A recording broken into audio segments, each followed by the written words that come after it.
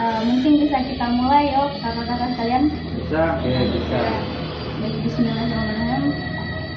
Assalamualaikum warahmatullahi wabarakatuh. Waalaikumsalam warahmatullahi wabarakatuh. Alhamdulillah, alhamdulillahirrahmanirrahim. Wassalatu wassalamu ala rasulillah sayyidina Muhammadin wa alihi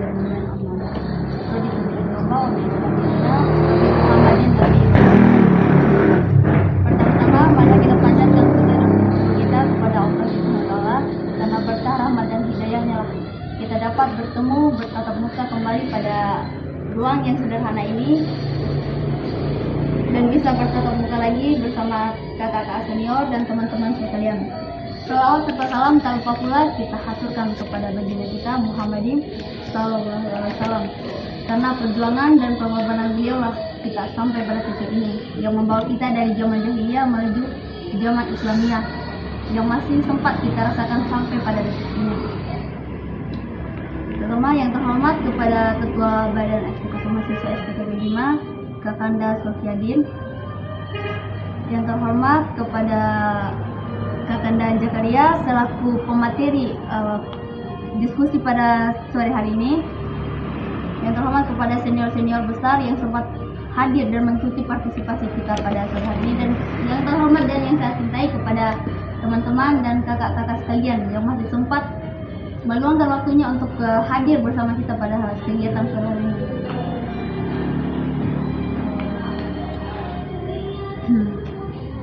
Pada kesempatan hari ini kita akan melakukan kegiatan kajian dengan tema mahasiswa dan kondisi perguruan tinggi kekinian, yang dimana kakak-kakak dan teman-teman pasti sudah pernah mendengar, mungkin pernah terdengar ya tentang mahasiswa dan kondisi perguruan tinggi kekinian. Sudah pernah sedikit ya, kita kutip tahap demi tahap ya, dimulai dari mahasiswa. Kakak-kakak pasti pernah mengutip bahkan memperdalami bagaimana pengertian dari mahasiswa tersebut, baik secara etimologi maupun terminologinya sudah pernah. Bahkan bukan hanya pengertian saja, namun ciri-ciri mahasiswa, tipe-tipe mahasiswa, serta fungsi dan tugas mahasiswa tersebut baik di dalam perguruan tinggi, dalam dunia organisasi maupun dalam dunia kemasyarakatan.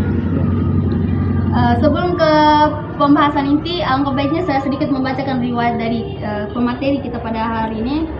Nama lengkap dari beliau itu Kakanda Jakaria SPD, bukan Kakanda Jakaria ya, bukan Kakanda Jakaria Ismail, tapi Kakanda Jakaria saja. Alamat tepatnya Nusa Tenggara Timur, Labuan Bajo, tepatnya di Terang, Desa Terang, Kecamatan Pulau Boleng. Beliau pernah menjabat menjadi Ketua Himpunan Mahasiswa Pendidikan Biologi pada periode 2018-2019, dan beliau sudah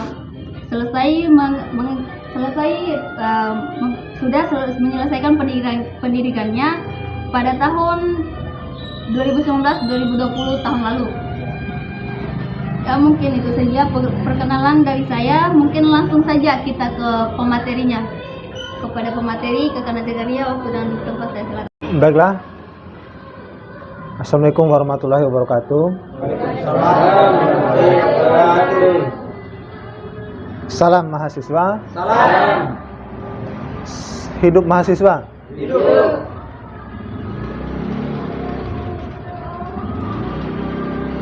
Pertama-tama marilah kita sama-sama membaca basmalah. Jadi membaca basmalah itu mengandung 3 makna yang begitu luar biasa. Kalau teman-teman betul-betul membacanya itu dengan hati yang tulus,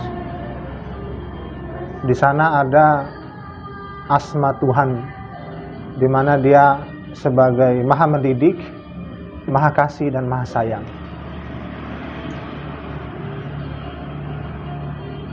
Jadi Bismillahirrahmanirrahim itu dulunya ayat yang dipakai oleh Nabi Sulaiman untuk memanggil Ratu Bilqis.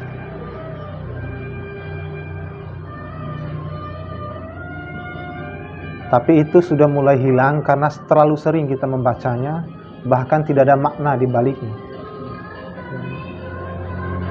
Kenapa saya mulainya dengan membaca basmalah? Karena ini adalah ilmu pengetahuan. Yang namanya ilmu pengetahuan itu kita hanya mendapatkan sedikit dari yang sedikit. Sebagaimana firman-Nya, wa ma utitu minal ilmi ila qalila, bahwa kita ini tidak diberikan ilmu itu kecuali sedikit, qalila. Qalila itu maksudnya apa? Para ulama menjabarkan qalila itu kamu celupkan telunjuk tanganmu ke lautan, tetesan lautan yang ada di jarimu itulah ilmumu, dan lautan yang ada itu adalah ilmu Tuhan. Sekalipun pohon kelapa kamu jadikan pensil, kamu jadikan pena, tidak akan mampu menulis ilmu Tuhan itu. Jadi inilah yang perlu kita sadari secara bersama, bahwa tidak gampang menuntut ilmu pengetahuan. Kita berebut-rebutan untuk mendapatkan ilmu pengetahuan. Kita selalu menganggap diri ini bisa, kita menganggap diri ini tahu segalanya, tetapi ternyata itu baru sedikit. Bahkan sedikitnya itu dibalik dari sedikit dan sedikit. Tidak ada yang lebih besar dari segalanya. Makanya biasanya kajian-kajian seperti ini itu hanya dihadiri oleh orang-orang yang sadar. Ada yang pengurus BEM itu atau mahasiswa STKIP Bima ini ada berapa? 1124 kalau nggak salah. Yang hadir hanya 0,2%. Itu berarti yang punya kesadaran hanya 0,2% itu. Kenapa demikian? Nah, kita disibukkan dengan aspek-aspek hedonis. Kita disibukkan dengan romantisme. Dan kita disibukkan dengan hal-hal yang tidak bermanfaat di luar sana. Baiklah, teman-teman sekalian, itu menjadi prolog awal supaya ada faedahnya apa yang kita lakukan ini. Jadi kita yang hadir di sini itu orang-orang yang punya kesadaran, dan yang membuat agenda ini juga itu adalah orang-orang yang punya kesadaran akan pentingnya ilmu pengetahuan. Selain dari pentingnya ilmu pengetahuan, kita juga punya kesadaran akan pentingnya silaturahmi.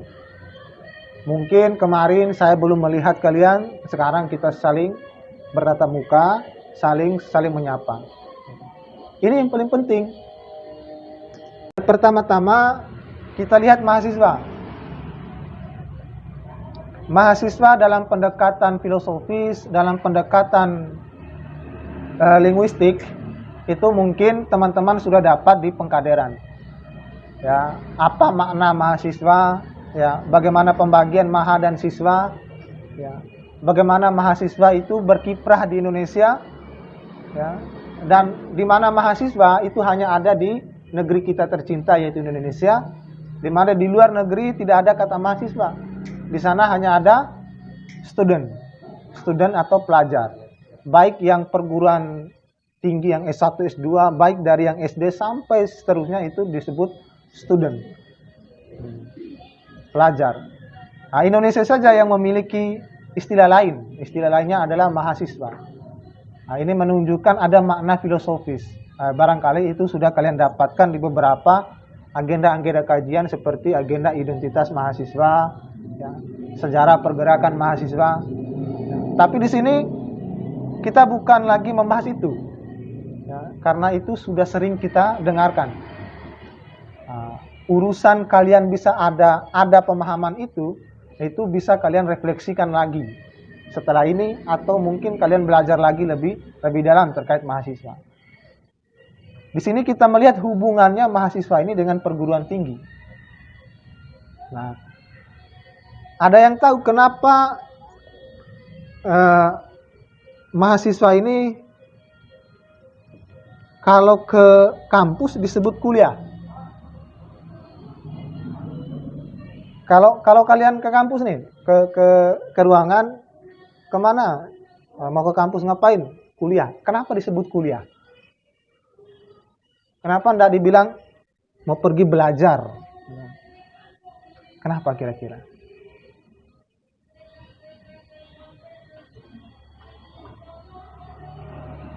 Ada yang bisa nggak? Kenapa disebut kuliah? Kuliah ini dekat sekali dengan kuli ya. Kuli, tahu kuli?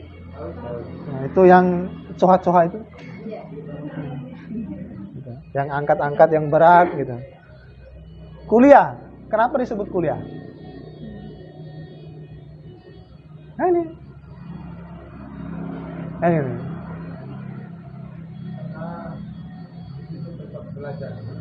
Tempat belajar. Yang lain. Kemarin kan kita sering bilang, nah kuliah, saya pergi kuliah dulu. Kuliah ini apa sih? Apakah kuliah itu tempat belajar?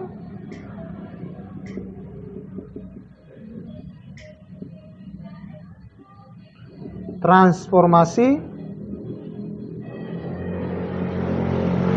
ilmu?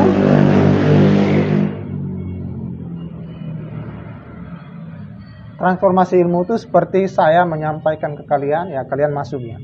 Seperti analoginya, gelas ini kosong, saya isi dengan air. Air adalah ilmu pengetahuan. Gelas adalah kita yang diisi air itu. Itu transformasi namanya. Kuliah itu apa? Kalau di SD, SMP, SMA, namanya KBM, kegiatan belajar mengajar. Kalau di kampus namanya kuliah. Kuliah ini teman-teman itu adalah kegiatan belajar mengajar yang ada di dalam kampus. Istilahnya berbeda karena dia yang melakukannya adalah mahasiswa dan dosen. Istilah ini sengaja dibuat beda karena berada di perguruan tinggi. Ini hanya sebuah istilah, dalam teologika itu disebut term. Istilah. Nah, kuliah ini proses belajar ya, antara dosen dan mahasiswa. Ada paradigma yang menunjukkan bahwa kuliah itu sama seperti kuli. Ditambah kata A dan H ini, itu tujuannya ada istilahnya, kalau kuliah ini tidak serta-merta mengangkat itu yang berat ini bukan sebuah materi. Tetapi yang berat itu adalah non-materi. Apa non-materi itu? Non-materi itu adalah proses transformasi ilmu tadi. Ilmu itu non-materi. Pengetahuan kita ini non-materi sifatnya. Kalau ilmu pengetahuan itu sifatnya ada materi, ada aspek benda yang masuk di dalam pikiran kita, maka kita begitu memikirkan tentang gunung, kita langsung mati. Karena materi gunung ada pada kita. Tahu maksudnya? Maksud begini, kalau api di luar diri kita itu, ya kan, di luar diri kita, itu sifatnya di dalam pikiran menjadi membakar, maka otak atau pikiran kita menjadi terbakar. Tetapi kenapa di dalam pikiran kita itu tidak membakar apinya?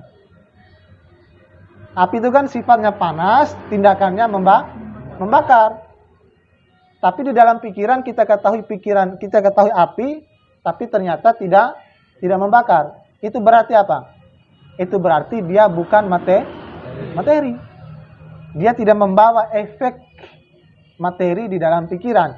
Sebab kalau efek materinya dibawa ke dalam pikiran, jelas kalau kita pikir gedung STKIP, kita tertindis oleh gedung itu. Itulah uniknya pengetahuan. Nah, kuliah ini ada istilah non materinya dengan tujuan ada proses transformasi ilmu. Namun paradigma yang terjadi di kampus, ya, di seluruh Indonesia, paradigma yang terjadi di kampus adalah dosen dan mahasiswa itu terjadinya itu adalah proses transformasi saja. Transformasi. Jadi mahasiswa ibaratnya gelas yang kosong seperti yang saya bilang tadi. Mahasiswa, kondisi mahasiswa sekarang. Gelas yang kosong ke kampus, ya ada yang sebelum masuk ruangan selfie dulu kita kuliah guys, ya kan? Ya kan? Ya udah itu biasa aja, ya kan? Kita kuliah dulu guys. Ya, mau sholat juga begitu. Kita mau sholat dulu. Seolah-olah Tuhannya itu ada di HP. Nah, masuk ke kampus, masuk ke ruangan, yang terjadi adalah proses transformasi, di mana mahasiswa adalah gelas kosong. Kalau kata John Locke dalam teori tabula rasanya, mahasiswa adalah kertas putih yang kosong. Dosenlah yang mengisi tinta-tinta di mahasiswa. Begitu kejadian di kampus sekarang. Artinya mahasiswa ke kampus untuk kuliah ini, itu posisinya tidak tahu tentang materi apa yang akan disampaikan oleh dosen. Nah, kalau begini modelnya, ya maka tumpuan pembelajaran yang menjadi yang disebut kuliah ini, tumpuannya atau sentralnya adalah dosen. Sentralnya.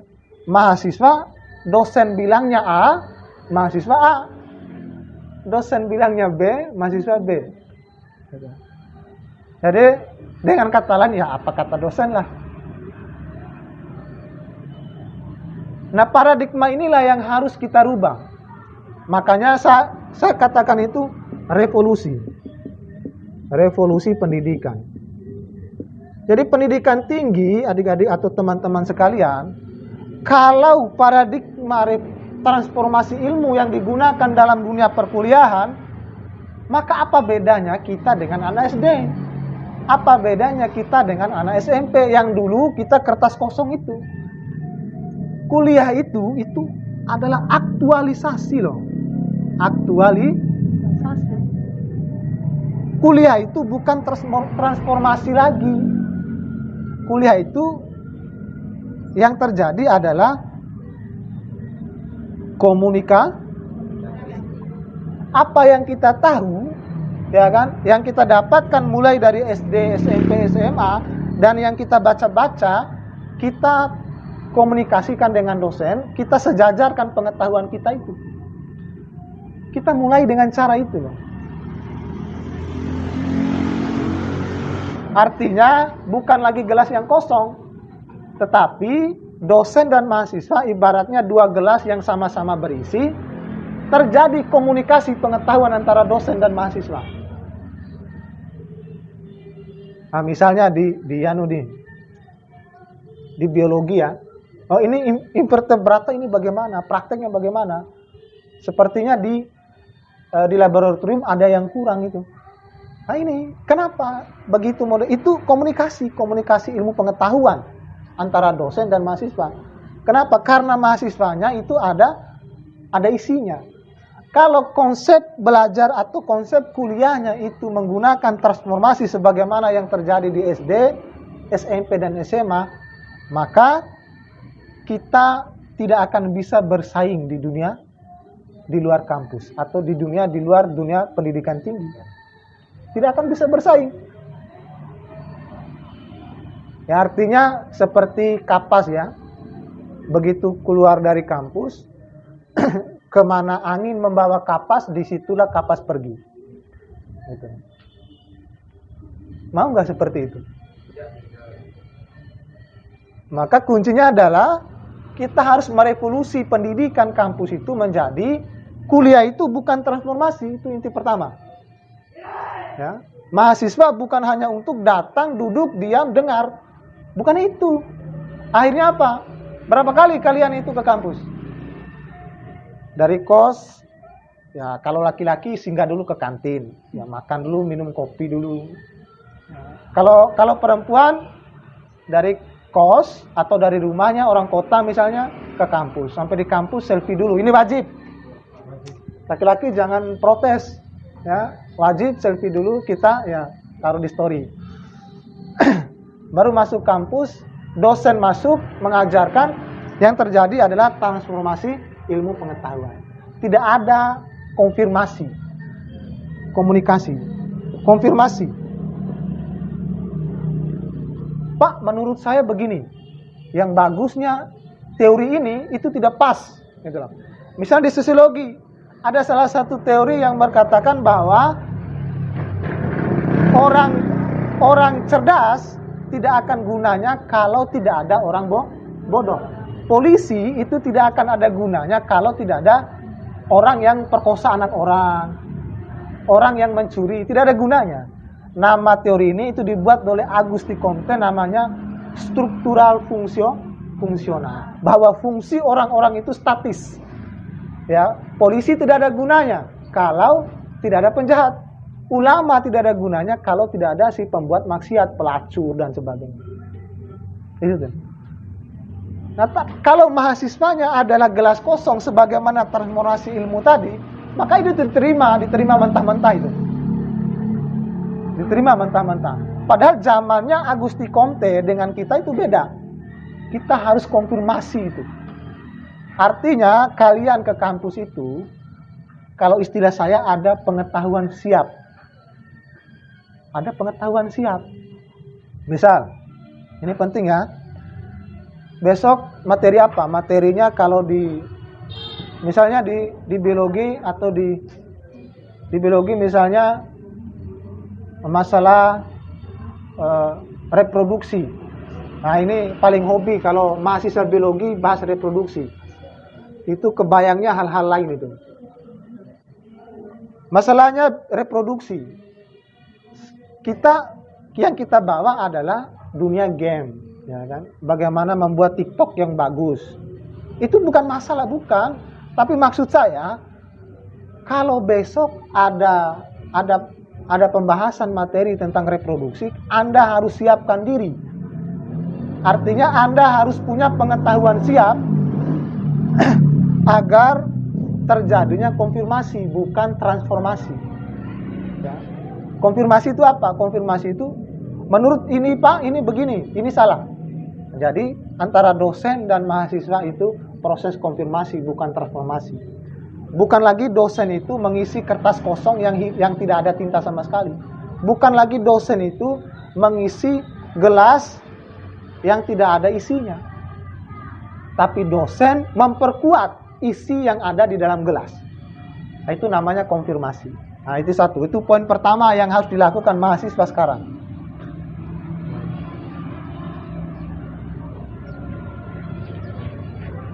Kita lihat apa faktornya, nah, gitu.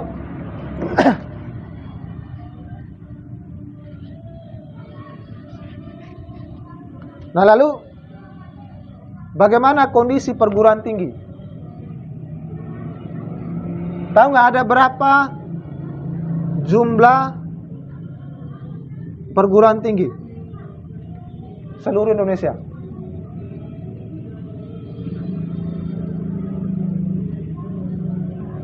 Jumlah perguruan tinggi seluruh Indonesia itu adanya 4.593. Ini di tahun 2021.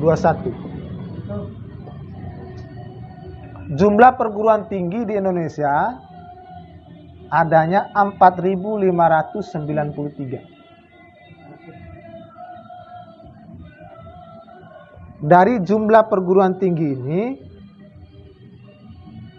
ya, tapi tahu nggak bahwa PT ini ada jenis-jenisnya loh. Perguruan tinggi itu ada jenis-jenisnya. Ada yang tahu jenis-jenis perguruan tinggi?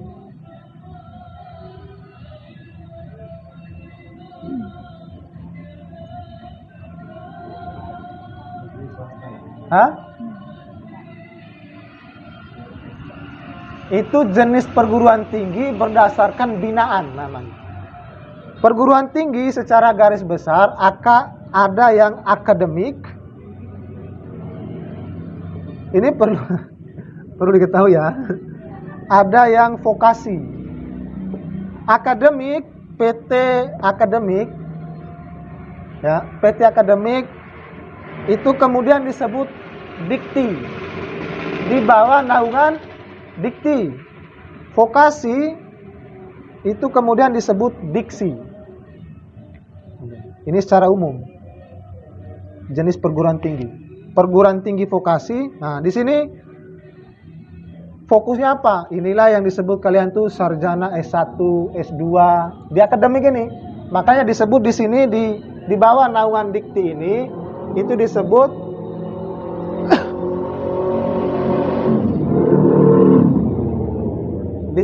civitas akademika.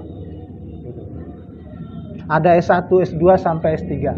Kalau di vokasi adanya D1, D2, D3 sama D4. Itu bedanya.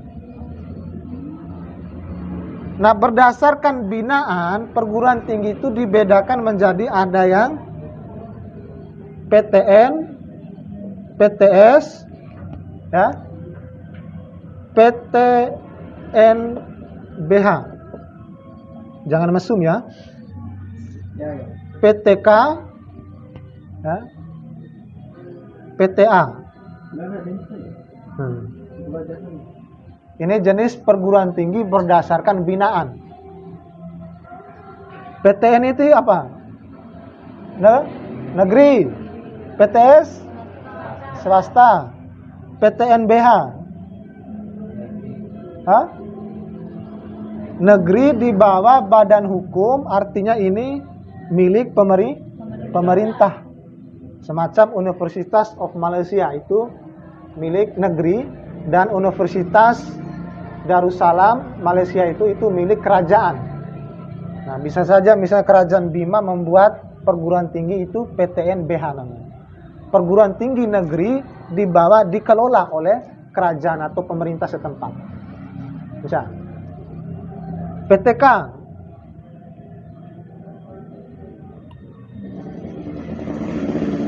PTK perguruan tinggi kedinasan. Dan PTA perguruan tinggi keagamaan. Ada yang kurang? Ada politeknik. Jadi ini jenis-jenisnya. Ini berdasarkan binaan. Ini dua ini berdasarkan jenis perguruan tingginya. Ini terapannya. Ini kalau yang D1, D2, D3, D4 ini begitu selesai itu langsung diterima di pekerjaan. Karena mereka fokusnya khusus. Nah, kalau dia itu biologi D1, itu biologinya biologi murni. Nggak ada banyak teori dia. Nah, begitupun kalau TIK itu murni. Nggak ada lagi teorinya. Sampai D4. Nah, jumlah dari semuanya ini yang terbagi menjadi perguruan tinggi akademik dan perguruan tinggi vokasi adanya di Indonesia 4.593. Oke, ini kondisinya. Kondisi perguruan tinggi. Nanti kita lihat STKIP ini bagaimana. Dari jumlah ini kita bandingkan dengan jumlah lain. Misalnya negara yang pernah disebut oleh Nabi Muhammad misalnya. Negara yang pernah disebut, ya tuntutlah ilmu sampai ke negeri Cina. Kita lihat Cina. Cina ada berapa perguruan tingginya? 2.824.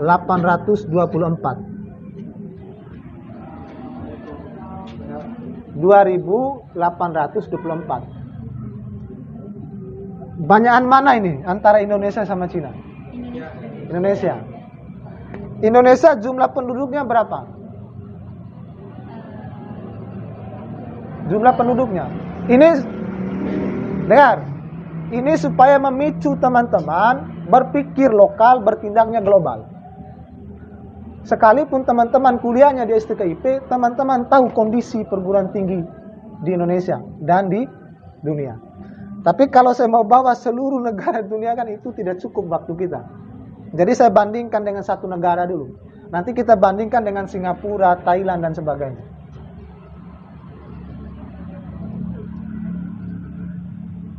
Berapa jumlah penduduk Indonesia? Hah? 273 juta jiwa. Cina 1,4 miliar. Miliar sama juta banyakan mana? Hah? Miliar ya? 1 miliar 1000 juta. Penduduk yang 1,4 juta miliar, ya kan? Jumlah perguruan tingginya 2000. Penduduk yang 273 juta, jumlah perguruan tingginya 4000. Kalian analisa sendiri saja. Kenapa demikian? Nanti itu kita kembangkan dengan pertanyaan diskusi-diskusi saja. Mengapa begini? Nah, jelas ini menjadi kecaman besar bagi kita. Kondisi perguruan tinggi kita ini yang sekarang ini tahun 2021 ya. Ini bukan tahun 2019-an, bukan. Ini tahun 2021. Nah, ini menjadi permasalahan besar. Ya. Nanti kalian tuangkan. Ya, setelah ini saya minta kalian itu pecahkan masalahnya, apa masalahnya. Nah, kita coba sama-sama memecahkan masalah ini. Bagaimana caranya Nah, tingkat perguruan tinggi ini kondisi mahasiswanya meningkat atau menurun? Nah, ini dibuktikan dengan salah satu penelitian dari QS World Ranking. QS World Ranking ini adalah satu lembaga yang melihat kualitas perguruan tinggi dunia. Di tahun 2022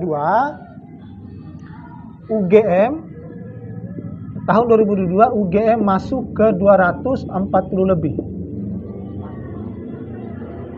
Urutan pertama dunia itu diambil oleh Amerika. UGM masuknya di 200 kalau nggak salah 49.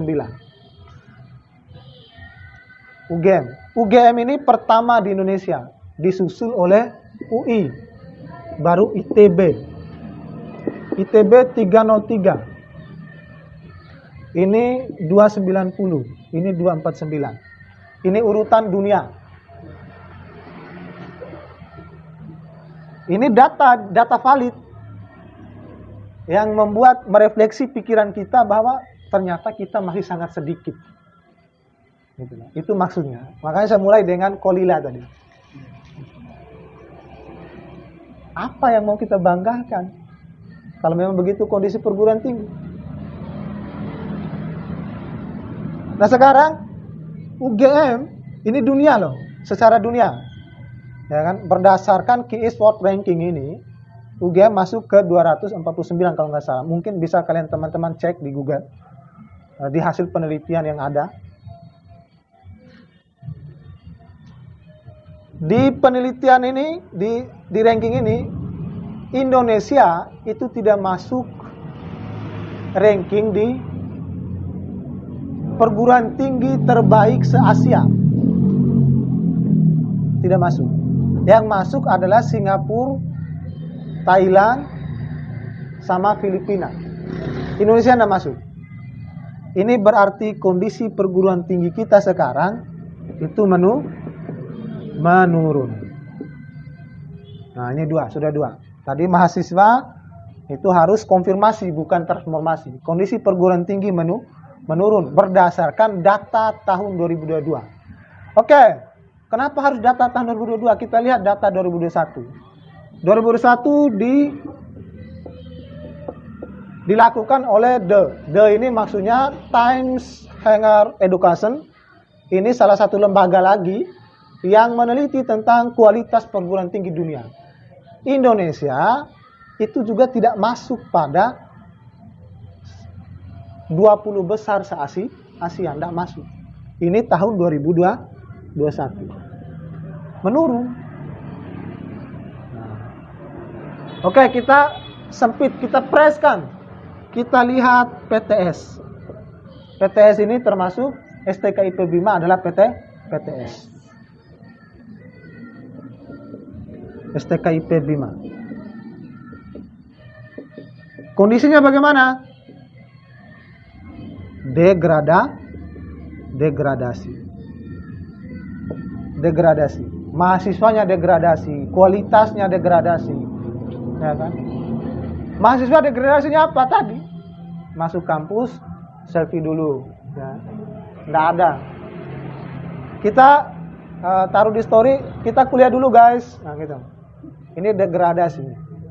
Jadi tipe mahasiswanya lebih. Oke, mahasiswa pertama, poin pertama yang kita catat adalah mahasiswa paradigma kuliahnya bukan lagi. Kita harus revolusi pendidikan, ya. Yang hadir ini, yang mendengarkan ini, kalian harus mulai dengan cara bahwa mahasiswa perguruan tinggi harus memulai kuliah itu dengan konfirmasi, bukan transformasi. Ya. Jangan lagi dosen itu mengisi gelas kosong, tetapi kalian pergi kuliahnya, dosen dan mahasiswa sama-sama memiliki isi dalam gelas. Tinggal dikonfirmasikan. Jadi yang terjadi adalah kualitas, bukan kuantitas. Nah, terus kondisi perguruan tinggi berdasarkan ranking dunia, ternyata Indonesia menurun. Menurunnya Indonesia secara tidak langsung juga menunjukkan menurunnya STKIP Bima.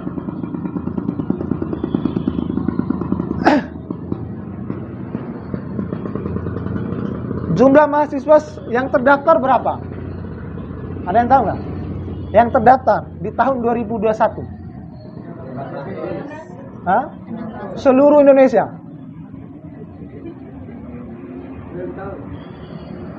8 juta. 8 juta lebih. Kalian bisa cek di database Dikti. Di sana ada. Ini yang terdaftar seluruh perguruan tinggi. Yang terdaftar di tahun 2021 itu 2 juta. 2021 seluruh Indonesia. Dari 2 juta ini didominasi oleh perempuan. Perempuan ada 53,66%. Lebih banyak perempuan. Nah, memang di STKP juga lebih banyak perempuan. Nah, kita ambil lagi datanya. Dari 8 juta ini, lulusan tahun 2021 lulusan terbanyak itu pada bidang pendidikan. Ada 21,30% kalau nggak salah. Pendidikan. Yang kedua disusul oleh bidang ekonomi. Ini kondisi mahasiswa. Nah, catat ya, tadi maksud saya ini materi refleksi. Jadi saya tidak bahas teori ini, teori enggak. Kita realistis saja, keadaan bagaimana sekarang ini. Artinya, sama saja kita ini sedang sidang paripurna lah. Kita mau bahas bagaimana kita ke depannya. Bagaimana mahasiswa ke depannya. Pertama, ya dari posisi analisa saya, bahwa mahasiswa tidak boleh kuliah itu transformasi. Yang terjadi harusnya konfirmasi pengetahuan, bukan transformasi pengetahuan. Itu sama saja seperti waktu kita SD loh. Waktu kita SD kan kosong sekali. Ibu guru kasih ini A mempeke, A mempore ke, kan? A besar, A kecil kan? Itu waktu SD, waktu SMP. Kuliah aktualitas. Mahasiswa sebagaimana mahasiswanya, sebagaimana identitasnya itu punya peran dan fungsi yang luar biasa. Ini belum kita kaitkan dengan tridharma perguruan tinggi. Nanti dulu. Ya, Ini realistis dulu kita lihat. Lulusan terbesarnya ada di pendidikan. Oke, kita ke bawah lagi. Kita lihat STKIP Bina. Bagaimana STKIP Bina mahasiswanya? Kalau kalian tidak percaya, coba ke gedung ekonomi lah. Ke gedung ekonomi. Gedung ekonomi ya, tanya mahasiswa ekonomi, apa sih inflasi? Tanya mahasiswa ekonomi semester 3. Tanya apa itu inflasi. Untuk membuktikan apakah mahasiswa itu betul-betul akademika atau organisatoris. Atau pergi ke mahasiswa biologi, tanya kenapa perempuan itu bisa terjadi menstruasi, ya, atau datang bulan, atau halangan itulah. Kenapa? Atau kenapa terjadi bayi siam atau bayi kembar? Ya, tanya ke mereka. Ada yang tahu? Selama saya tanyakan, dari mahasiswa ekonomi, biologi, sosiologi, matematika. Matematika saya sering tanyanya itu mengenai aljabar sama proses tangen kotangen. Sin tangen kotangen. Tahu istilah itu dalam matematika? Ya, mungkin teman-teman sudah yang matematika lebih paham. Ya. Saya pernah tanya, saya sering tanya itu. Ya, di sosiologi saya sering tanya mengenai kenapa terjadi perceraian. Bagaimana pembacaan sosialnya. Ternyata dari sekian banyak yang saya tanya, hanya 0,1 mahasiswa yang memiliki kemampuan akademis. Di luarnya, saya juga coba dengan organisasi. Bagaimana pengetahuan organisasinya? Bagaimana nilai dasar perjuangan organisasi? Apakah dia menguasainya? Ternyata juga masih 0,2%. Sekarang mahasiswa ini sangat menurun. Saya kira dia tidak paham akademik, ya kan? Jurusan BK tidak tahu bagaimana membaca mimik. BK itu identik dengan psikologi dia. Jadi dari muka saja dia sudah bisa baca ini karakternya begini. Ekonomi itu masalah ekonomi, ya kan? Masalah inflasi, masalah produk, ya, masalah pasar. Nah, kebanyakan saya kiranya jurusan ekonomi, BK, biologi, ya matematika itu paham akademisnya. Ternyata tidak. Nah, karena tidak paham akademis, saya coba dengan organisasinya. Ada yang organisasi HMI, LMND, ada organisasi PMI. Ini realistis ya, realistis. Kalau kalian tidak percaya, tanyakan. Coba kalian survei itu. Coba tanya NDP atau misalnya dia HMI, tanya. Coba kamu uraikan NDP bab ini, bab 5. Tidak ada. Tidak ada poin yang bisa ditangkap di situ. Tanya yang PMI, tarekat apa yang bisa dia jelaskan? Atau hakikat bagaimana yang bisa dia jelaskan? Ujung-ujungnya mereka hanya bahas politik. Ujung-ujungnya demonstrasi.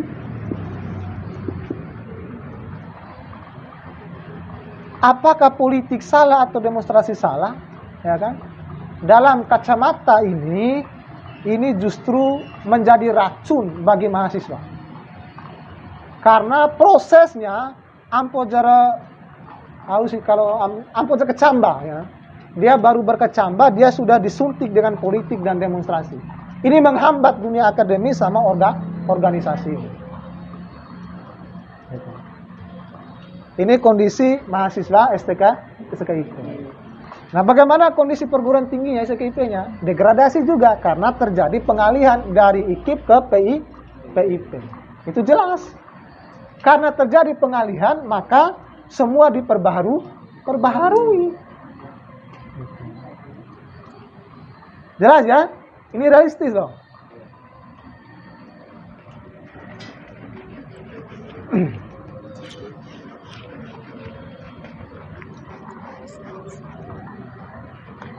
Jadi intinya kondisi mahasiswa menurun,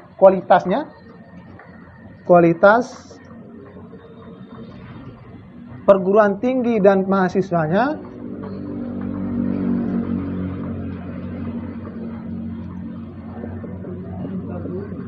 menurun.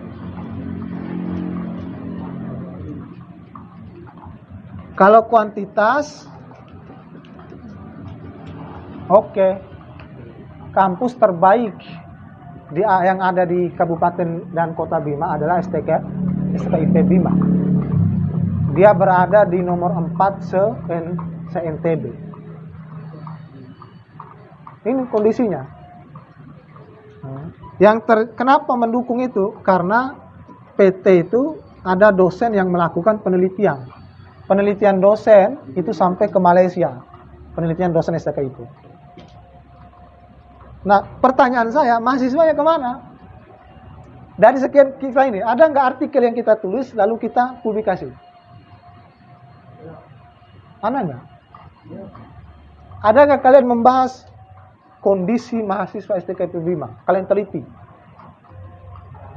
Nggak ada ya? Lalu bagaimana dengan Tridharma PT ini?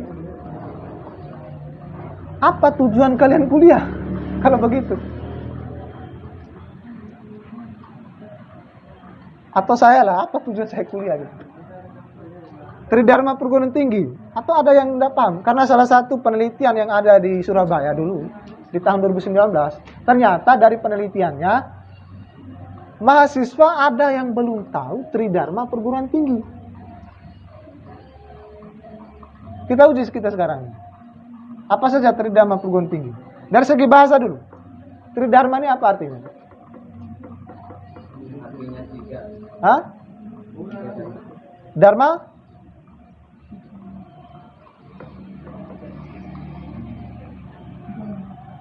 Hah?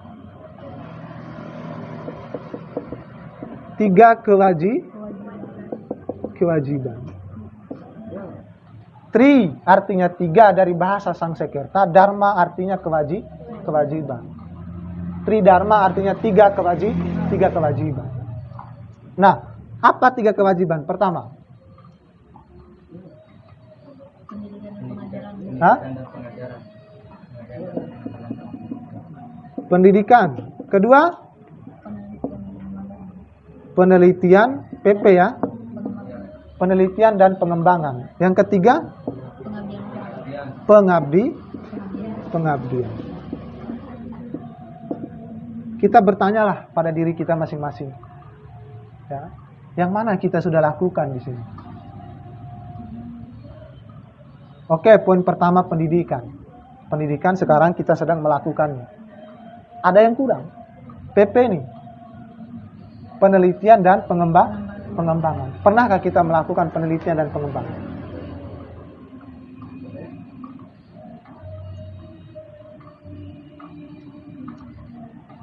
Nggak pernah.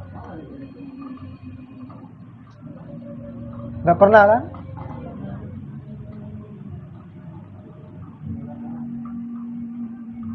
Ini sudah, kalau berdasarkan revolusi industri, ini sudah Society 5.0, Society 5.0. Bima, kalau dalam kacamata saya baru 3.0, 3.0. Revolusi industri 3.0. Kenapa? Karena ada mahasiswa yang belum bisa buat email. Masih ada mahasiswa mendominasi di STKIP dan di STH Tamsil belum bisa mengelola internet. Sementara revolusi industri arahnya ke sana. Untuk masuk di revolusi industri 4.0, 4.0 itu wilayah cyberwalk. Cyberwalking itu adalah jaringan siber, di mana mahasiswanya kualitasnya adalah bukan lagi mengelola internet, tetapi sudah mampu membuat web sendiri, sudah mampu membuat artikel-artikel sendiri. Itu kualitas mahasiswa.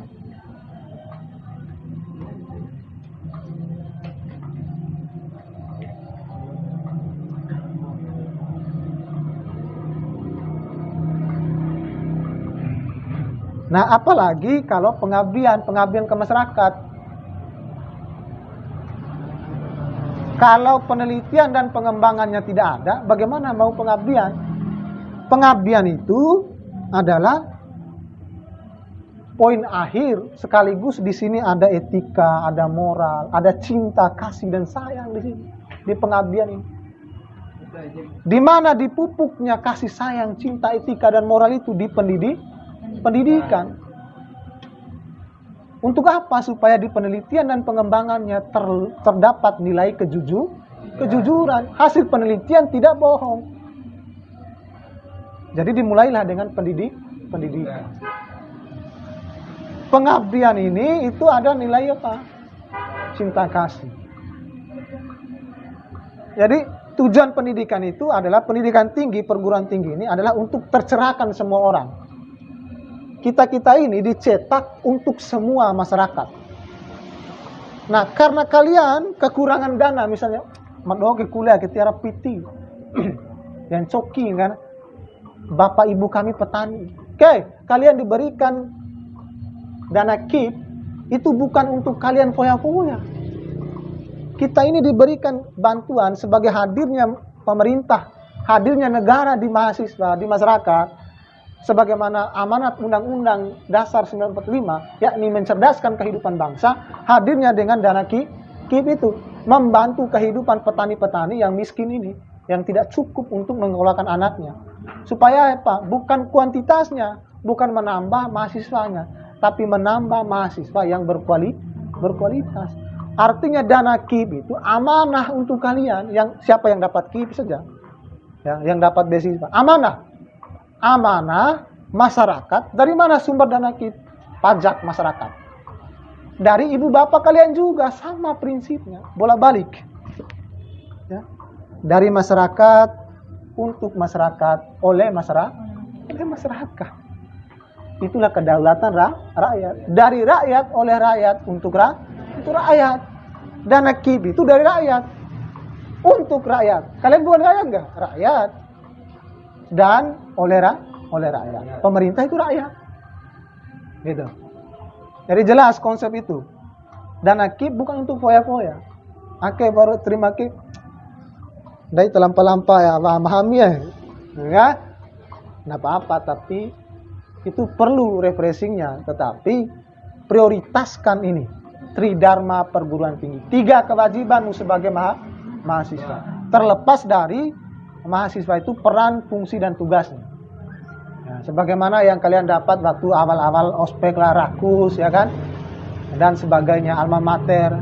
Jadi, kita analisis saja. Yang ketiga, poin ketiga. Jadi, mahasiswa itu harus jadi yang akademik. Minimal kalian itu kuasai. Kalau kamu jurusannya sosiologi, kuasai sosiologi.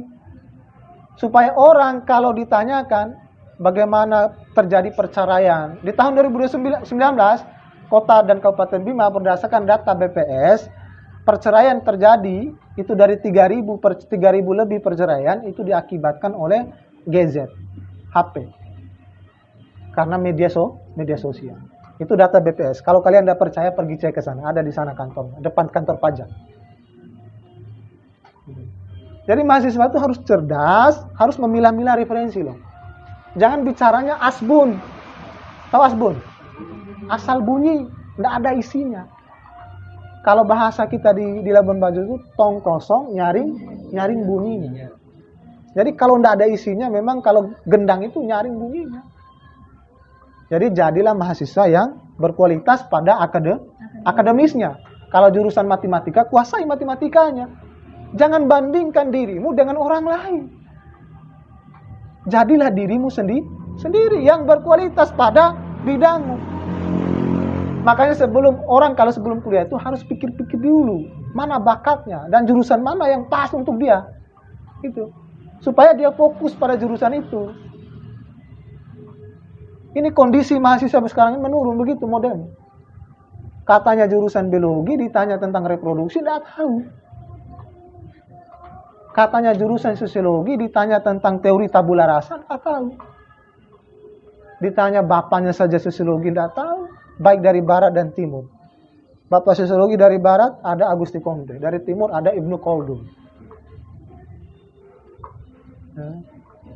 Biologi ada dari Belanda, dari timur ada Ibnu Sina, dari Belanda ada Anthony Leeuwenhoek. Nah, jadi orang-orang ini berkesinambungan. Gitu. Jadi kondisi seperti ini ada, terjadi sekarang. Kita yang ada di sini, semua tahu nggak buat email. Alhamdulillah ya. Yang perempuan, tahu nggak kelola internet itu bagaimana? Sedikit ya, adalah. Nah ini, jadi karena menurunnya mahasiswa, ya kan, harus betul-betul akademis. Kalau kamu jurusannya ekonomi, ya ekonomi lah. Nantinya kalau saya yang jurusan biologi ini tidak tahu tentang ekonomi, tanyanya ke ekonomi. Nah pertanyaannya, kalau yang ekonomi tidak tahu ekonomi, kemana lagi saya bertanya? Itu maksudnya kenapa tiap jurusan itu harus difokuskan. Kita tidak boleh mengambil semuanya, tahu biologi, tahu ekonomi, ya paling sedikit. Seperti tadi, sedikit. Kita ini mencari ilmu pengetahuan yang sedikit dari yang sedikit. Wa ma utitu minal ilmi ila qalila. Tidak kuberikan pengetahuan kecuali sedikit, ila qalila, kecuali sedikit.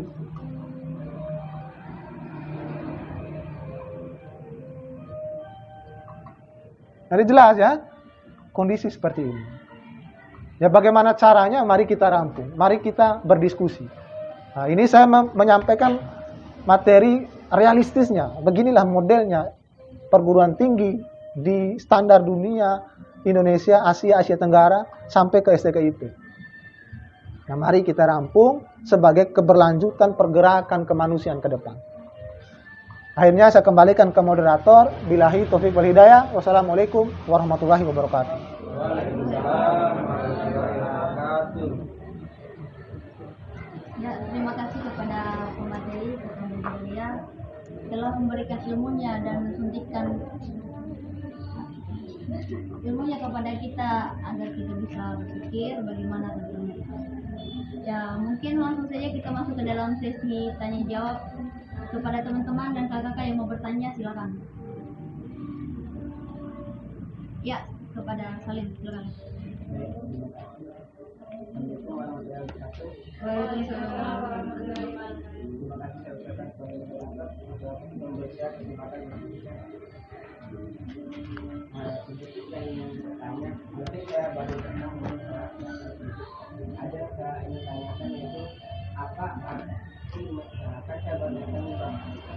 Jadi tadi ada abang menjelaskan ada itu koordinasi sama transformasi. Nah di situ abang mengatakan yang kita bawa itu hanya koordinasi, hilangkan transformasinya. Yang sedangkan saya tahu ini transformasi itu adalah perubahan. Nah, transformasi itu artinya perubahan. Sedangkan di dalam kita transformasi lagi di dalam di dalam mahasiswa itu ada yang namanya agent of perubahan. Jadi pertanyaan saya, kenapa transformasi itu bisa dikatakan tidak harus dihilangkan dalam proses pembelajaran? Ya, proses pembelajaran.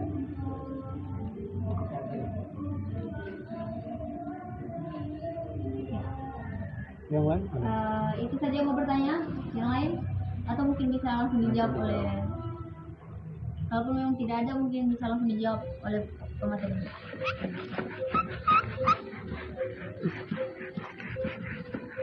Yang apa ya? Terima kasih. Siapa namanya? Salim. Abdul Salim. Jurusan apa? Biologi?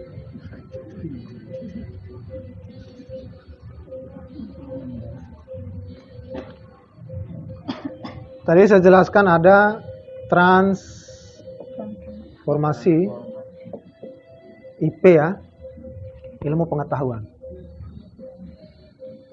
Konfirmasi IP. Transformasi secara linguistik itu maksudnya bahasa. Ya, secara bahasa memang artinya perubahan. Yang terjadi transformasi ilmu pengetahuan memang tujuannya untuk perubahan. Perubahan itu didapati lewat belajar. Karena inti belajar itu adalah adanya perubahan. Dan kenapa transformasi itu dipakai dalam ilmu pengetahuan? Ya, sehingga dia terjadi istilahnya transformasi ilmu pengetahuan itu karena tujuannya memang untuk transformasi perubahan ilmu pengetahuannya. Nah, pola yang ada secara realistis kita lihat polanya adalah ini perguruan tinggi ya, kita bahas perguruan tinggi. Mungkin dari SD memang betul yang terjadi adalah transformasi, ya kan? Transformasi ini dibagi lagi menjadi pembinaan, ya kan? Nah, pembinaan transfer ilmu pengetahuan, ya kan? Itu transformasi namanya. Nah, dari proses ini itu kita dapati sampai SMA. Masuk di perguruan tinggi kita masih pakai transformasi ilmu pengetahuan itu. Artinya dosen mentransfer apa yang dia tahu. Mahasiswa tidak dalam kondisi siap menerima apa yang diberikan oleh dosen. Analoginya begini. Gelas ini adalah mahasiswa, ya kan? Mahasiswa ke kampus melaksanakan kegiatan belajar mengajar atau disebut kuliah, ya kan? Atau disebut kuliah tadi. Itu yang terjadi polanya adalah dosen mengisi air ke dalam gelas. Ya, mahasiswanya gelas yang tidak punya isi. Mengisi air ke dalam gelas. Itu pola yang terjadi. Pola ini terjadi mulai dari SD sampai SMA. Sampai di perguruan tinggi masih begitu. Ya kan? Sementara kita sudah punya dasar. Nah, kemana pengetahuan yang lain ini? Kenapa hanya gelas kosong terus? Sebagaimana John Locke mengatakan dalam teori tabula rasa bahwa manusia lahir itu tidak memiliki pengetahuan apa-apa, layaknya seperti kertas yang putih. Kertas putih yang kosong, lingkunganlah yang memberinya warna. Itu tabula rasa namanya. Nah, ini teorinya John Locke, salah satu tokoh filsuf yang luar biasa dan dia tokoh pendidikan. Nah, kalau paradigma ini juga dipakai di dunia pendidikan, ya kan? Dalam analisis saya, ini tak lebih kita ini seperti anak SD, SMP, dan SMA. Tidak ada istilahnya yang terjadi di kuliah itu, mahasiswa itu ada isinya. Ya, yang saya lihat, tidak ada mahasiswa ini yang betul-betul punya isi. Ya, misalnya hari ini materinya ekonomi publik, ya kan, di jurusan ekonomi atau di biologi lah, di biologi materinya reproduksi. Mahasiswa hadir di dalam kampus, dalam ruangan itu dalam keadaan kosong, tidak ada yang benar-benar ada isinya sehingga terjadi konfirmasi. Ya, sehingga terjadi berdasarkan ini, Pak. Ya, menurut ini, Pak. Tidak ada terjadi konfirmasi seperti itu dengan dosennya. Yang terjadi mendengarkan, duduk dia mendengarkan pulang. Itu yang terjadi. Kalau kalian tidak percaya, amati saja apa yang terjadi sehari-hari di dalam kampus. Lalu amati diri kalian masing-masing.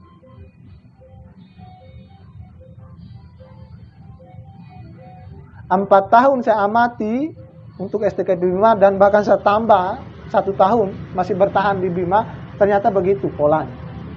Sampai berubahnya IKIP menjadi PIP, polanya masih seperti demikian. Dari pendidikan menjadi pengajaran, polanya masih sama seperti itu. Maka dari itu dibutuhkanlah revolusi, dibutuhkanlah perubahan yang matang, di mana harus terjadi konfirmasi antara mahasiswa dan dosen. Konfirmasi apa? Konfirmasi ilmu pengetahuan. Di mana dosen dan mahasiswa itu berdiri seperti ini. Ya. Katakan dosennya penuh gelasnya, mahasiswanya ada setengah. Jadi ada konfirmasi di situ. Dosen memperkuat, bukan mentransfer lagi. Memperkuat apa yang dimiliki oleh mahasiswa. Gitu maksudnya. Inilah yang harus terjadi. Gitu. Tetapi yang ada sekarang adalah proses transformasi. Ada memang perubahan, tetapi perubahan itu mahasiswa pada akhirnya tidak siap di dunia di luar perguruan tinggi. Tidak siap. Kenapa? Karena terjadinya hanya transformasi mulai dari SD sampai perguruan tinggi. Tidak ada konfirmasi. Mahasiswa ke kampus, pagi-pagi ke kampus, ya mikirnya bukan urusan apa yang diajarkan dosen, bukan. Mikirnya kebanyakannya bagaimana supaya cepat pulang lagi. Kuliah hanya sebagai kebutuhan sosial. Kebutuhan sosial di mana kebutuhan orang tuanya supaya anak saya ini jadi sarjana. Kalau begitu paradigma kebutuhan sosial, kapan kualitas itu bisa terbentuk? Ya anak ini kan begitu. Lah kuliah naik. Coba tetangga dari sebaik kalau sarjana mina anak kan. Kami mesti kuliah. Kau nek inconggo kaina. Surah sarjana. Pulang tidak punya kualitas. Ini yang harus kita pikirkan. Kenapa? Kalau tidak ada lagi pemuda yang memikirkan hal ini, maka lihatlah rusaknya negara ini. Kalau tidak ada lagi kita-kita yang memikirkan hal ini dan memberikan solusi untuk ini, maka lihatlah bangsa ini runtuh. Lihat, semua sudah digoyahkan.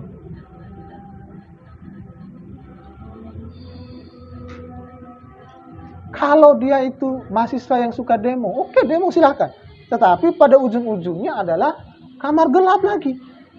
Kenapa? Karena pendidikan yang tertuang di dalam tridharma perguruan tinggi tadi, tidak mereka hayati pendidikan moral dan etikanya. Tidak ada akhlak yang mereka petik. Yang ada adalah money, dan money. Money itu lebih kepada materialistisme dan postmodern. Begitupun politiknya. Ini kalau kita kaitkan-kaitkannya. Politiknya juga itu. Ada money lagi. Ujung-ujungnya money. Demo juga begitu.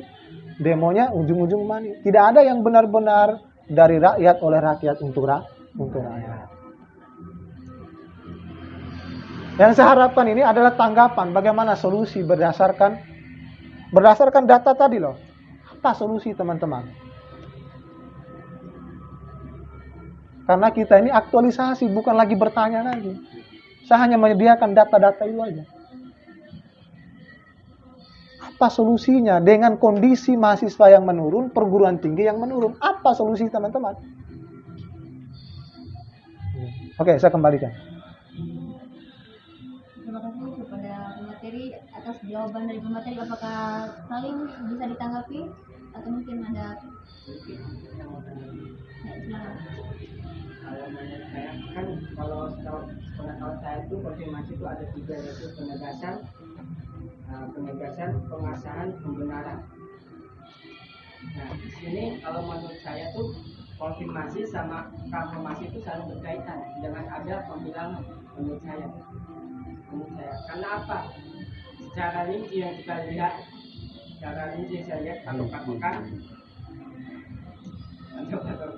yang dimana kita tuh antara dosen sama mahasiswa tuh harus saling, ada mahasiswa yang tidak mengetahui dari awalnya, dari dia tidak tahu konfirmasi oleh para dosennya, jadi dia mengetahui dan ada timbulnya pertanyaan atau pengasahan agar dia pengen mengetahui suatu ilmuwan itu sendiri. Cocok sudah itu. Sudah dijelaskan. Itu sudah yang saya maksud ini. Ada penegasannya gitu. Jadi cocok sudah itu. Jadi yang hilang itu apa? Konfirmasinya. Tidak ada konfirmasi yang terjadi di sana. Kalaupun ada itu 0,1% mahasiswa.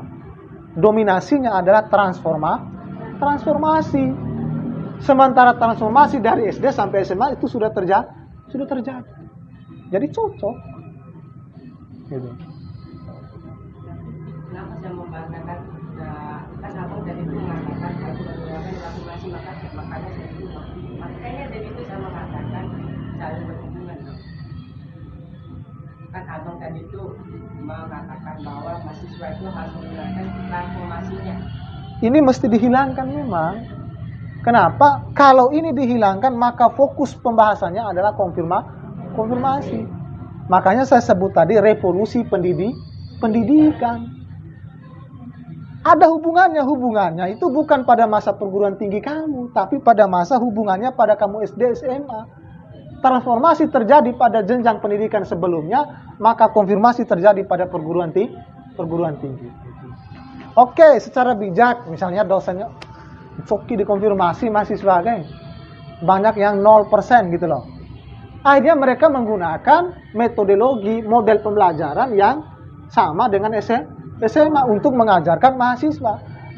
Terjadi pula lah transformasi. Kenapa? Karena melihat kondisi mahasiswa yang sangat menurun kualitasnya. Yang sebenarnya itu bukan lagi transformasi tapi konfirmasi. Gitu. Nah, inilah yang mesti kita semua ini revolusikan pendidikan itu. Mulai dari siapa? Ini. Habis waktu. Mulainya dari diri sendiri. Kalau diri kalian baik, mengajarkan kebaikan, memberikan efek yang baik untuk lingkungan kalian, ya, memberikan arahan untuk teman-teman kalian, maka itu bentuk daripada gerakan revolusi pendidikan itu. Itu mulainya. Yang kedua mulai dari kelompok. Kelompok apa? Ya BEM, ya kan, HMPS. Ini kan HMPS-nya vakum. Ya, HMPS vakum, UKM, ya. Terus organisasi eksternalnya juga lebih ke politik, gitu kan? Jadi mahasiswa kemana tempat berpijaknya kalau begini? Jadi mulai dari diri sendiri, lalu kelompok. Udah ada yang mau menanggapi atau memberikan solusi? Mungkin masih ada yang mau bertanya atau yang menanggapi?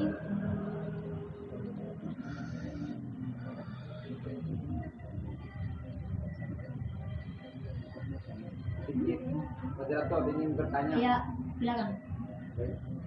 Assalamualaikum warahmatullahi wabarakatuh. Waalaikumsalam.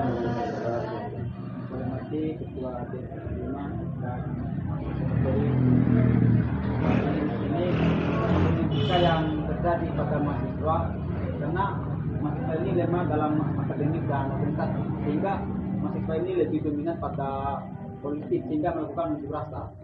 Nah, yang disalahkan di sini seniornya apa lingkungannya, sehingga mahasiswa ini lebih dominan pada politik. Ya, saya kembali. Terima kasih atas pertanyaannya. Mungkin bisa langsung dijawab sama pemateri.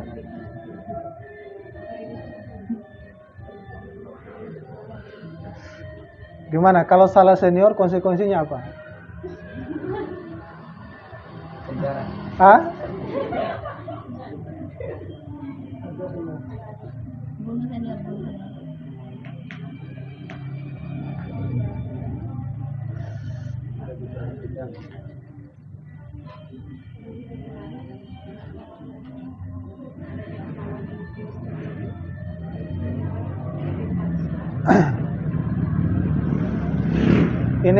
Ini kalau masalah salah menyalahkan ini ruwet ya, ruwet sekali. Kalau saya secara pribadi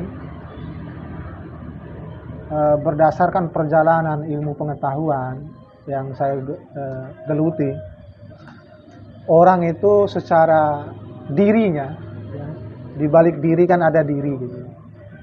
Kadangkala mencari kesalahan itu di luar dirinya. Ini kalau dalam ngaji rasa ya. Mencari kesalahan di luar diri itu itu sekaligus menumbuhkan ego diri. Dalam ilmu psikologis, ya kan, itu akan muncul bibit-bibit egosentris di dalam alam tak sadar. Maka dari itu, secara pribadi, kalau terjadi begitu, maka lebih dululah salahkan diri sendiri. Lebih dululah bahwa ini salah saya, kenapa mau ikut senior yang ini. Jangan salahkan senior. Jangan pula salahkan lembaga. Iya, kembali pada diri kita. Kitalah yang memutuskan itu, kenapa kita mau ikut senior itu. Kenapa kita mau ikut lembaga itu. Itu ya. Jadi kembalinya pada diri kita, ya kan. Dan apa fungsi kita sebagai mahasiswa itu, kita harus tanam betul-betul kemana kita arahnya. Ya kan. Jadi setelah kita menyalahkan diri, maka kita terus mencari yang sedikit tadi. Di senior yang mana kita dapatkan yang sedikit itu. Maka senior itu bisa jadi guru, bisa juga jadi pengecut, ya kan? Senior bisa ada sejenis-jenisnya. Ada senior yang merdekanya maunya sendiri saja. Gitu. Maka dari itu pilihlah itu sesuai bakatmu. Mana senior yang sesuai bakatmu? Mana lembaga, mana organisasi yang sesuai bakatmu, kesanalah. Gitu. Banyak di YouTube, banyak di Twitter, banyak di TikTok, Bang. Nggak perlu kesana kesini. Oke. Ya. Kalau kalian buat kue, ya kan, ini yang perempuan nih, buat kue, tutorialnya ada di YouTube, ya kan. Rasanya kalau kalian nonton tutorial dengan orang yang membuat itu adalah orang yang fasih dan paham cara membuatnya, rasanya beda atau sama? Beda. Itulah perlunya menuju berjalan itu. Dalam hal kalau kalian sudah introspeksi diri, maka datangilah orang-orang tepat sesuai diri kalian, sesuai kepahaman kalian, bakat kalian. Kalian punya hak untuk diri kalian masing-masing. Hak kalian adalah menolak yang tidak sesuai dan memasukkan yang sesuai dengan bakat kalian. Kita ini terlalu banyak apa ya? Terlalu banyak, menurut yang ini begini, saya harus begini. Sudah. Kembalikan semua pada diri sendiri. Ukur takar diri kalian secara mandiri, berpikir positif.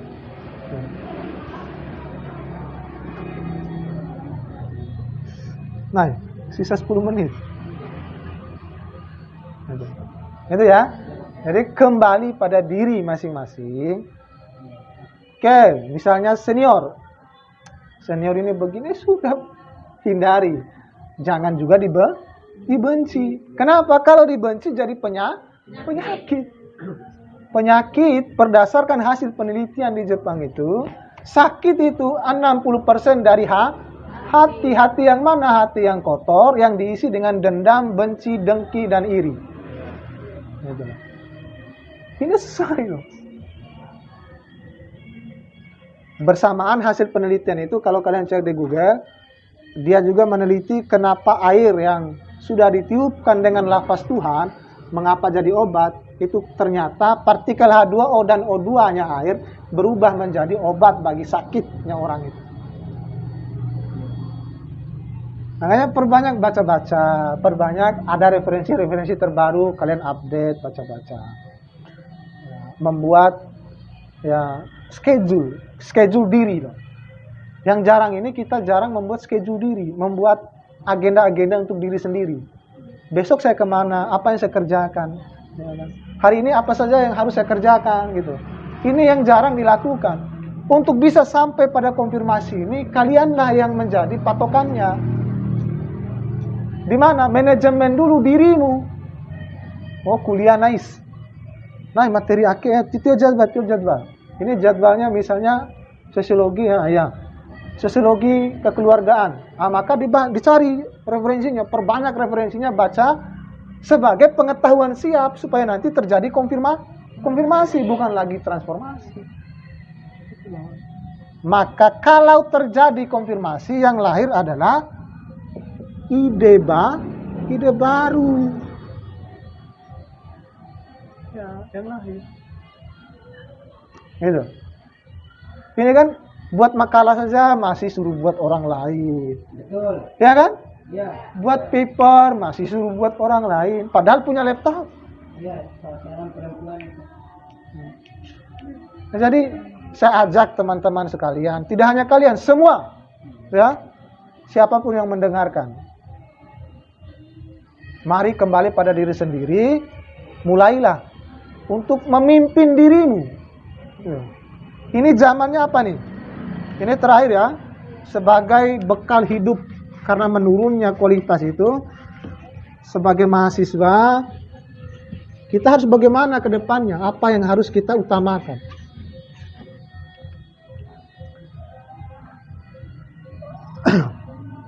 Ini berdasarkan acuannya, pernah baca buku Homo Deus? Hah? Kalau nanti ada Noval Harari penulisnya.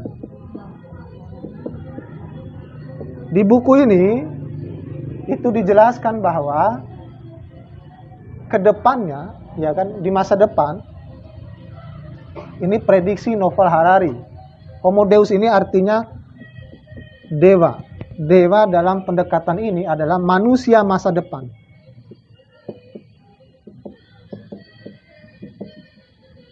Manusia masa depan. Itu dewa itu. Manusia masa depan yang menguasai dunia ini nanti, dalam buku ini dijelaskan adalah yang material. Yang memiliki materi yang banyak, uang yang banyak, bisa membayar dokter yang berkualitas untuk menjaga kesehatannya. Mereka tujuannya untuk hidup itu bisa hidup sebagaimana hidupnya Nabi Nuh 900 tahun. Sementara jelas bahwa umat Nabi Muhammad itu 63, Esepodan 100, ya kan? Tapi mereka ingin sampai 900 tahun. Dengan kekuatan material. Nah, tapi yang menariknya adalah di buku ini sebagai acuan ya, bahwa akan ada dua tipe manusia ke depannya.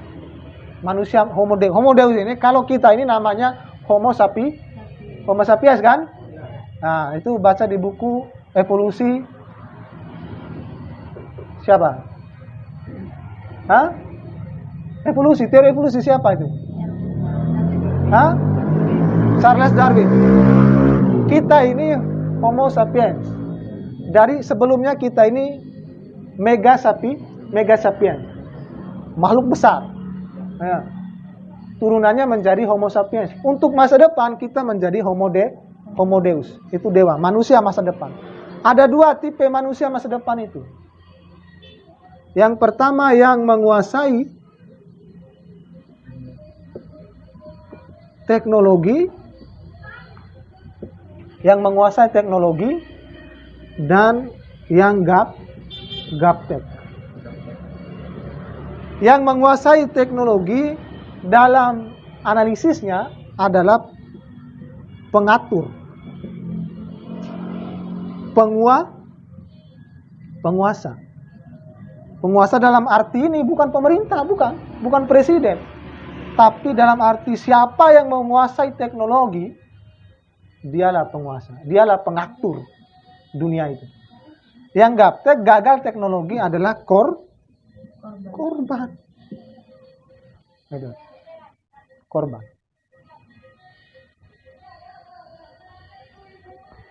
Ini kita ini selalu ini loh, apa-apa terjadi kan berpikirannya negatif. Kenaikan harga minyak negatif, salahkannya pemerintah, ya kan? Ini itu salah pemerintah. Ya. Kalau kita selalu merespon unsur-unsur politik negara, kapan kita ini meningkatkan kemampuan diri? Maka yang pertama, ya kan, mahasiswa itu kedepannya harus punya kognitif.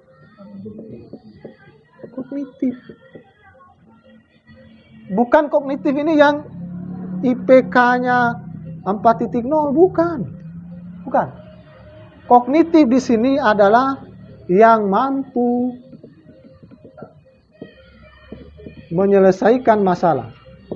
atau problem solving. Kognitif di sini adalah problem solving.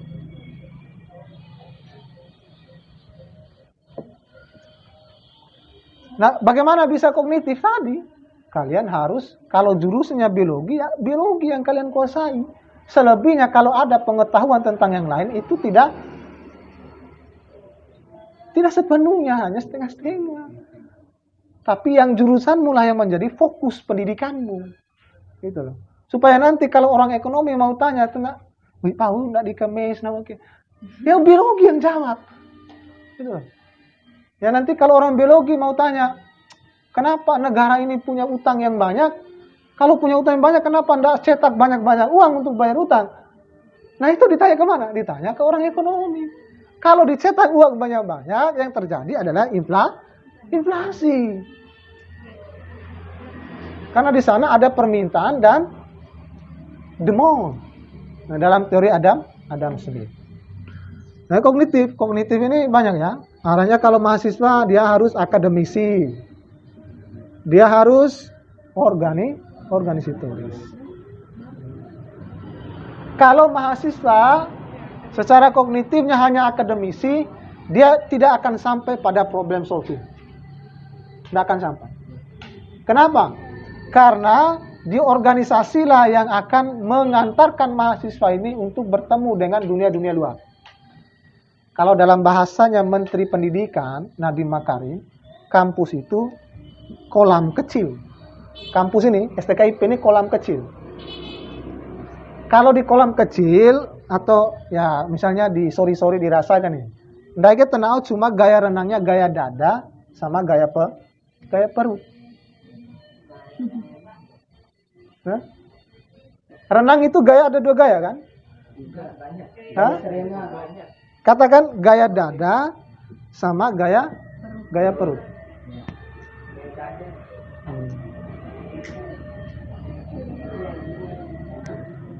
Nah di kampus kalian hanya belajar ini.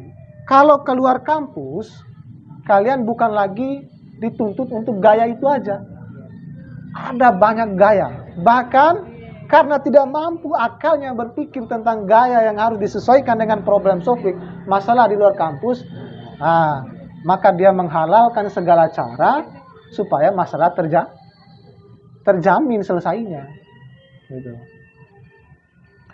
Jadi mahasiswa yang punya kognitif yang kuat. Kognitif di sini bukan IPK ya. IPK itu lebih ke akademisinya. Ya, tapi penggabungan antara akademisi dan organisatoris barulah kalian disebut aktivis. Jadi aktivis itu bukan sekali turun demo, ya, bukan. Aktivis itu adalah yang akademisinya mantap, organisasinya mantap. Itu aktivis itu. Bukan yang sekali turun demo baru disebut aktivis, bukan. Makanya banyak yang demo sekarang karena akademisnya nggak mantap, organisasinya nggak mantap. Ketika ditanya apa itu demokrasi, nggak tahu. Sebutnya di demonya demokrasi begini. Ketika ditanya demokrasi, nggak tahu apa itu demokrasi. Ini tabiat mahasiswa sekarang.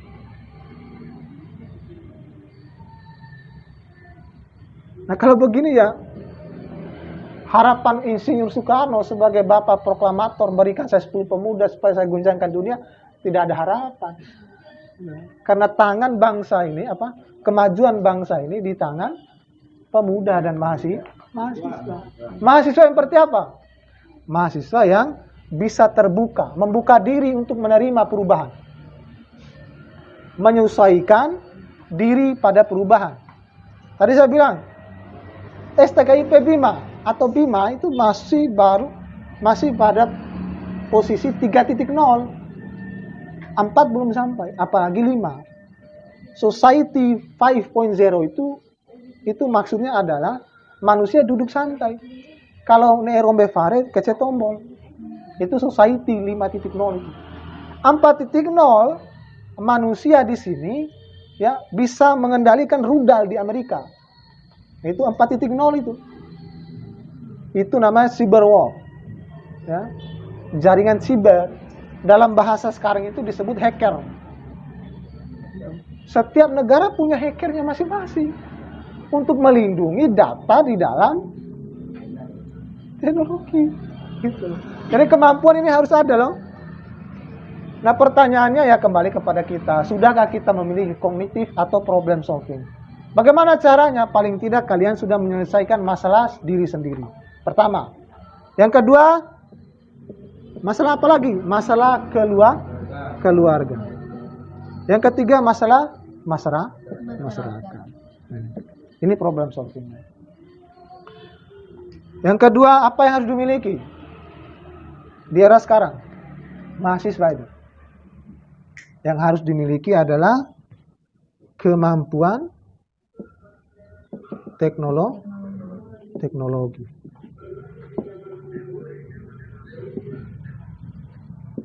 Dan komunikasi. Yang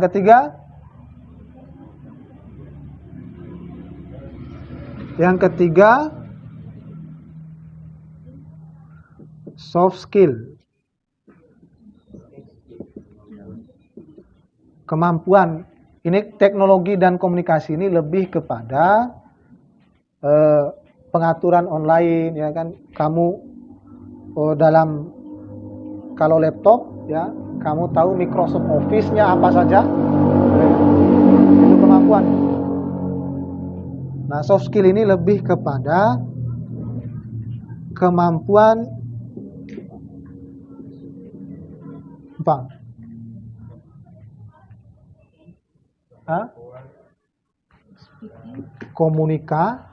Komunikasi, kecakapan berkomunikasi, kecakapan dalam bergaul. Tidak boleh kita hindari. Sepintar-pintar Anda harus beradab. Karena lebih tinggi adab daripada ilmu. Makanya perlu soft skill apa? Soft skill kecakapan komunikasi, kecakapan beradaptasi dengan lingkungan masyarakat. Gaul itu dalam bahasa Indonesia itu bukan yang pakai anting loh. Yang laki-laki pakai anting, perempuan pakai anting di lidah, bukan. Bukan yang rambutnya tajam ke atas, bukan. Gaul itu kemampuan generasi bangsa, itu dari bahasa Betawi. Kemampuan generasi bangsa ini mampu menyesuaikan dirinya dengan lingkungan apapun.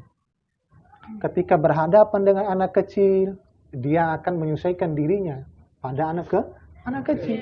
Ketika berada pada lingkungan keluarga, dia adalah orang baik di keluarga.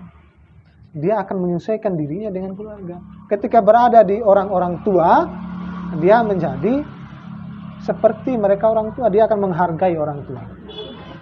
Ketika berada di sebayanya, dia akan sama seperti teman-teman. Itu gaul itu, bukan yang pakai tato, bukan. Bukan itu gaul. Jadi 3 hal ini itu wajib dimiliki oleh kita semua, bukan hanya teman-teman ya. Saya pun masih dalam proses. Wajib dimiliki oleh kita semua, ya. Kognitif, kemampuan, teknologi dan komunikasi. Ya, tadi menjawab daripada penelitian Novel Harari tadi dalam buku Homo Deus itu. Bahkan ada 2 manusia masa depan itu, yang menguasai teknologi dan yang gaptek. Yang menguasai akan menjadi penguasa dan pengatur. Yang gaptek akan menjadi korban. Bayangkan, ini ketika Rusia misalnya uji coba nuklir, ya kan, uji coba nuklir, lalu dari Amerika membelokkan arah nuklir itu ke Indonesia, itu bisa dihacker itu, karena di bawahnya semuanya di bawah naungan satelit. Kalau satelit kita palapa Indonesia ini dikuasai oleh Amerika, lebih apa jadinya? Maka butuhlah orang-orang generasi-generasi yang seperti ini. Maka jadilah seperti ini. Ore lalo nuntun akan mau. Tapi kalau kognitifnya bagus, dalam problem solvingnya bagus, jangan lupakan kecakapan adaptasi, kecakapan komunikasi, kecakapan dalam moral dan etika. Jadi attitude itu perlu. Atau dalam bahasa kita sekarang gaul itulah. Perlu menghargai yang tua, menghormati yang tua, menghargai yang sebaya, dan mendidik yang kecil. Itu perlu. Nah pertanyaannya, bagaimana kita bisa mendidik kalau secara kognitif saja kita tidak punya apa-apa? Katanya jurusan biologi tidak tahu apa itu biologi. Katanya jurusan ekonomi tidak tahu apa itu ekonomi. Bagaimana kita mau jadi mengabdi atau melakukan penelitian sebagai tujuan tridharma perguruan tinggi? Maka dari itu kembalilah pada diri kita masing-masing. Mulailah memanajemen diri kalian. Mulai memanajemen dan belajar sebenar-benarnya belajar. Ya. Jadi untuk merubah peradaban itu bukan dengan membalikan telapak tangan, update status, Besti lagi kemana, lagi di mana ini, ya kan? Ya. Isi, madawar isi pulsare, terima biapu, misalkan gitu, itu status eri.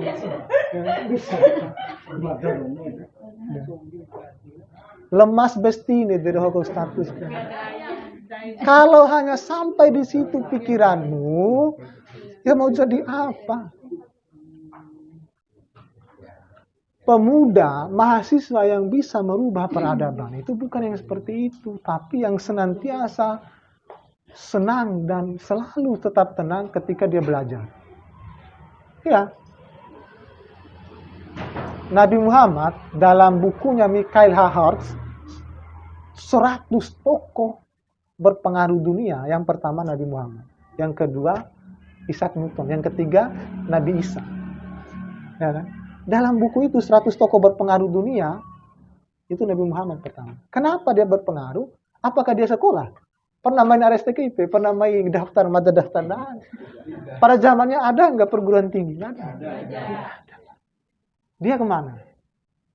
Memang di sana ada unsur spiritual yang masuk. Ini mungkin ada kajian lain. Tetapi yang intinya adalah dia dimulai dengan diajarkan apa? Iqra. Ya kan? Iqra. Jadi orang atau pemuda, mahasiswa yang bisa merubah peradaban dunia itu cuma yang Iqra, yang belajar.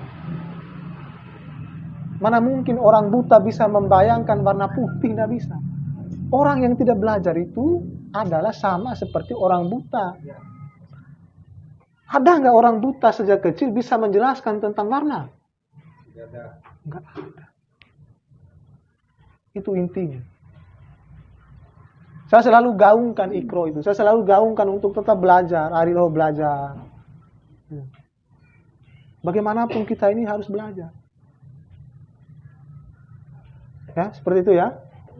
Ya. Ya, 3 hal.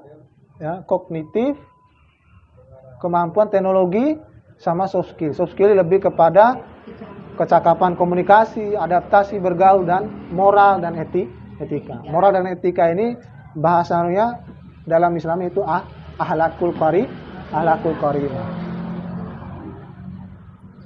Jadilah mahasiswa seperti ini. Ya. Dan tadi kondisinya menurun kita ini. Untuk menurunnya ini solusinya. Jangan lagi perbanyak kuantitas, lebih banyaklah kualitas. Untuk apa banyak orang kalau semuanya tong kosong nyaring bunyinya? Baiklah teman-teman sekalian, adik-adik sekalian, ya. Ini sepatah kata 2, kalau ada nilai bohongnya dari yang kalian telusuri nanti setelah ini, kembalikan pada saya. Kalau ini sangat bermanfaat, simpanlah dalam hati kalian, lakukan dalam perbuatan kalian, lalu yakini dalam pikiran kalian. Kalau ini benar adanya.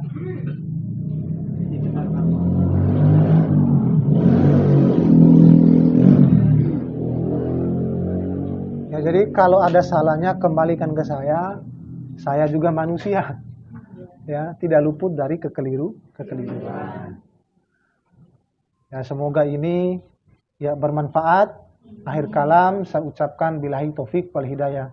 Wassalamualaikum warahmatullahi wabarakatuh. Waalaikumsalam.